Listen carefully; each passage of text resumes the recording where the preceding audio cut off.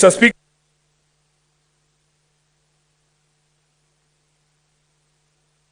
Senator Methi.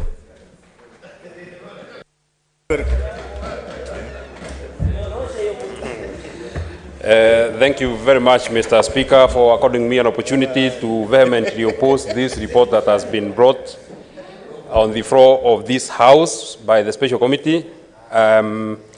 I don't want to spend a lot of time thanking them because my colleagues have spoken to them.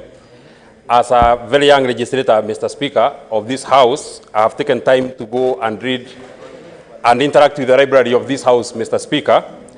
And one of the very quotable quotes that I would want to quote today, Mr. Speaker, is a quote that was made in 2014 by a very distinguished senator of Homa Bay, the first senator of Homa Bay, Gerard Otieno Kajwang, during the impeachment motion of the deputy governor for Embu, Dorothy Nditi. The good senator for Homa Bay said, I want to quote him, that a deputy governor, it is more difficult to divorce a deputy governor than to divorce a wife, Mr. Speaker.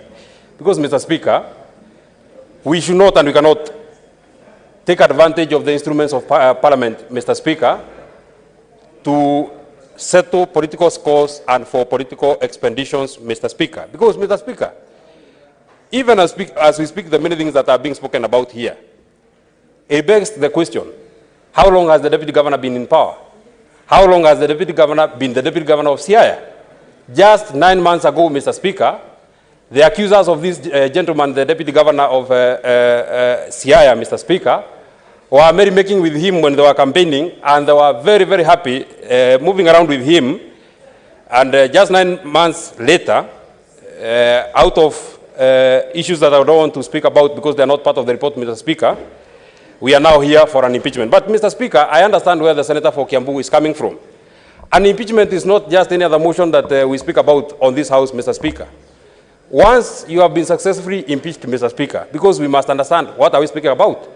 We might destroy the life of a person who otherwise would have been a very innocent person, because once you are impeached, Mr. Speaker, the law is very clear. You can never occupy any other office, Mr. Speaker.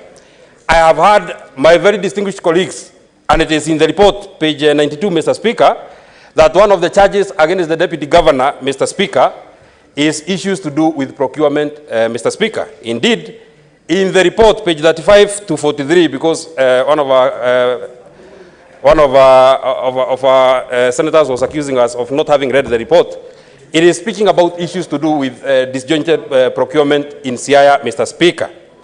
Reading section 47(1) of the Public Procurement and Disposal Act, Mr. Speaker, a procurement function shall be handled by the procurement professionals whose qualifications are recognized in Kenya. Mr. Speaker, if then we are speaking about, and our colleagues have spoken here, if, Mr. Speaker, we are speaking about... what is your point of order, I hope my time is...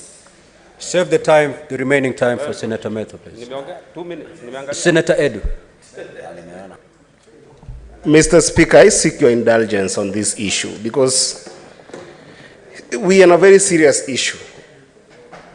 And Mr. Speaker, my point of order is point of order 104.